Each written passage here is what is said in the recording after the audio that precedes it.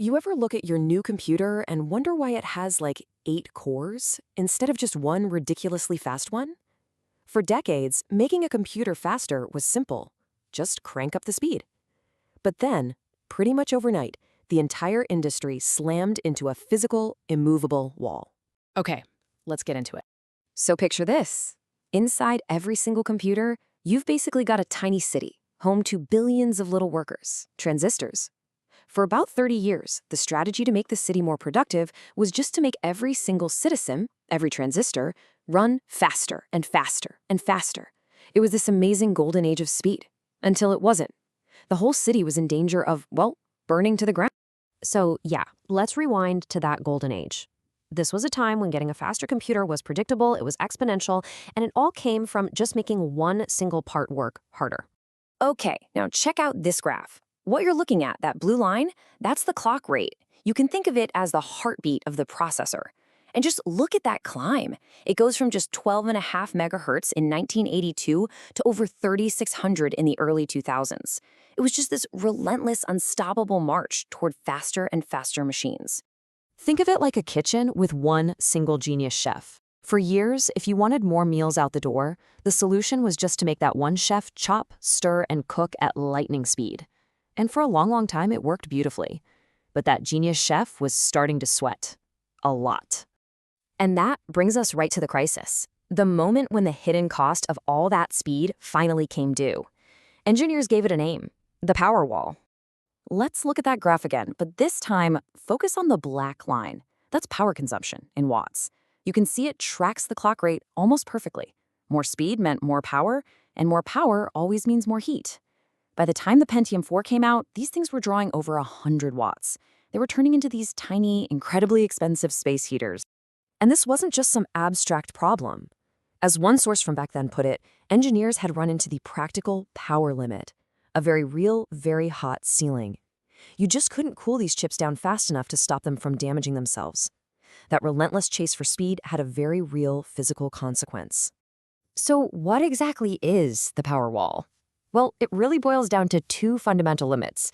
First, you can't just keep lowering the voltage to save power, because eventually the transistors just won't work reliably. And second, you physically cannot pull any more heat out of that tiny piece of silicon. The laws of physics just threw up a giant stop sign. And get this, the problem is even trickier than it sounds. It turns out transistors are kind of like leaky faucets. Even when they're turned off, they still leak a tiny bit of current. Now, when you have billions of them, that leakage adds up. A lot. In modern server chips, we're talking up to 40% of the total power consumption. All of that is just wasted as heat. So this was the huge question facing the entire industry around 2004. If the old way of doing things was completely finished, was there a new path forward? And the answer? Well, it required a really radical shift in thinking. After 3 decades of doing the exact same thing, the industry had to pivot. The new motto became, if you can't build up, you have to build out. And this slide shows that solution perfectly. Instead of one overheated, overworked genius chef, why not hire a team of 4 or 8 or 16 very good chefs and have them work together? Each one runs at a slower, cooler speed, but together they can get way more work done. And that is the multi-core processor. It's the reason your phone and your laptop have multiple cores today. But, of course, this created a whole new headache. Before, programmers could just write their code, and the ever-faster hardware would automatically make it run faster next year. Now, the hardware isn't getting faster, it's getting wider. To take advantage of all those cores, software has to be explicitly broken up into parallel pieces. It's like going from conducting a soloist to conducting an entire orchestra. It's a much, much harder problem. This new multi-core world also forced us to rethink what faster even means. You know, the old ways we used to measure performance, suddenly they just didn't make much sense anymore.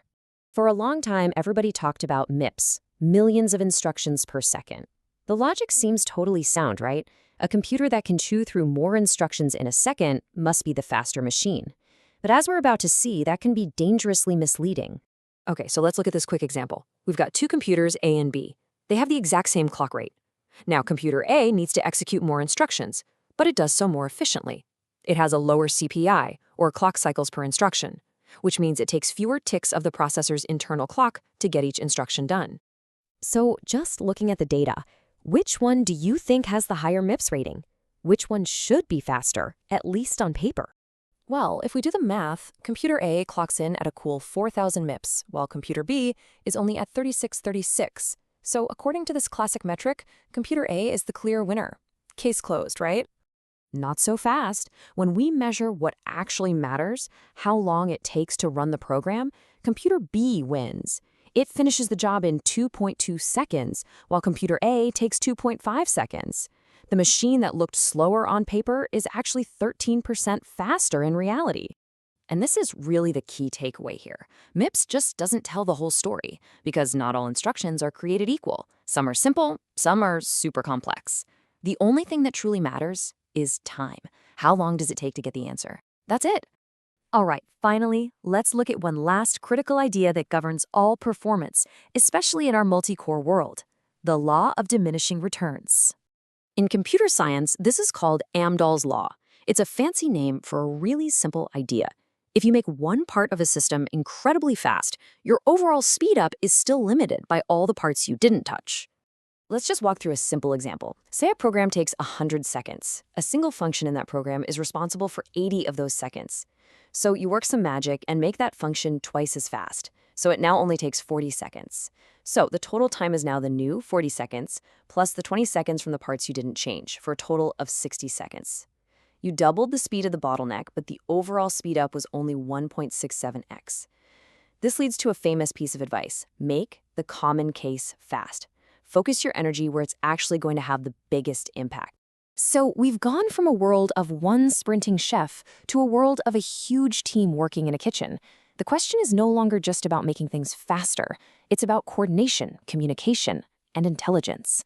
The great challenge for the next generation isn't just about speed, but about how we become better conductors of this incredibly complex orchestra that's now living inside our machines.